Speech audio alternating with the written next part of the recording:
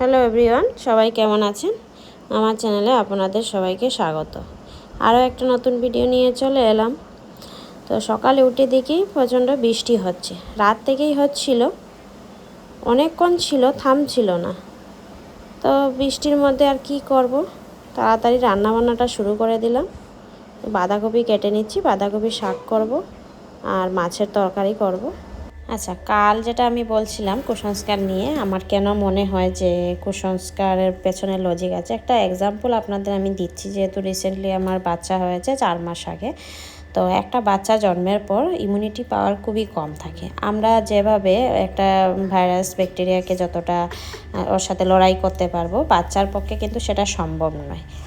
তো তার জন্য দেখুন, একটা বাচ্চা হওয়ার পর সবাই এক্সাইটেড, পাড়া প্রতিবেশী বলুন, আত্মীয় স্বজন বলুন, সবাই চাইবে বাচ্চাকে কুলো নেবে, আদর করবে।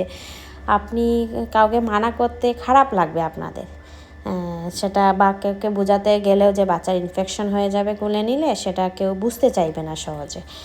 তো সেটার জন্যই আমি যেটা দেখি যে আমাদের মধ্যে 1 মাস আলাদাভাবে রাখতে হয়, বা ধরুন ওষুধ বলে যে কেউ যদি আসে ওর বাড়িতে সব কিছু পরিষ্কার করতে হবে, না হলে ওষুধ চলে যাবে, বা আমরা যদি কারোর বাড়িতে যাই সেখানে ওদের বাড়িতে ওষুধ দিয়ে দেবো। যেহেতু একজন আরেকজনের বাড়ি যাবে, মানে যত গ্যাদারিং হবে ততই মানে রোগ অসুখ বলো সব কিছু হওয়ার চান্স বেশি।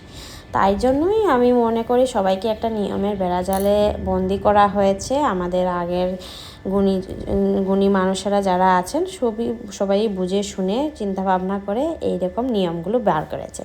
তো তার জন্যই আমার মনে হয় না যে সেটা খারাপ কিছু, সেটা অবশ্যই লজিক আছে। শুধু তাই নয়, আরও অনেক কিছুই আছে যেটার পেছনে আমি সবসময়ই লজিক খুঁজে পাই।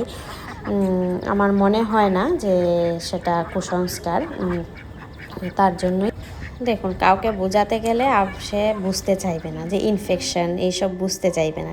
তার জন্য ভয় জিনিসটা ঢুকিয়ে দেওয়া হয়েছে যে আমার এইসব পরিষ্কার পরিচ্ছন্ন করতে হবে ওদের বাড়িতে গেলে, বা এই জিনিসটা ঢুকিয়ে দিয়েছে। সে ভয় তো সবাই পায়, তার জন্যই সবাইকে এই বেড়াজালে আটকে দেওয়া হয়েছে। তো সেটা আমি খুবই সম্মান করি, এইসব নিয়মগুলো যারা বানিয়েছে খুবই সম্মান করি। এদিকে এর কাণ্ড দেখুন, আসছিলাম, আমাকে দেখে আমার পায়ের কাছে এসে ঘুরঘুর করছে। আপনাদের সাথে কথা বলতে বলতে প্রসাদ নিয়ে বাড়িও চলে এলাম। মায়ের আলতা সিঁদুরও পেলাম, সেটাও নিয়ে এলাম। এই সিঁদুরটা আমার এর কালারটা খুবই পছন্দ, তার জন্য আমি সেটাকে নিয়ে এলাম, খুবই ভালো লাগে। যাই হোক, আপনাদের অনেক কিছু বললাম, হয়তো ভাববেন জ্ঞান দিচ্ছি কুসংস্কার নিয়ে। আপনাদের কি রায় অবশ্যই আমাকে জানাবেন, আর যদি আরও কিছু শুনতে চান আমি অবশ্যই বলবো। আজকের জন্য তাহলে আসছি, সবাই ভালো থাকবেন, সুস্থ থাকবেন, আবার আর একটা নতুন ভিডিও নিয়ে আসবো। টাটা।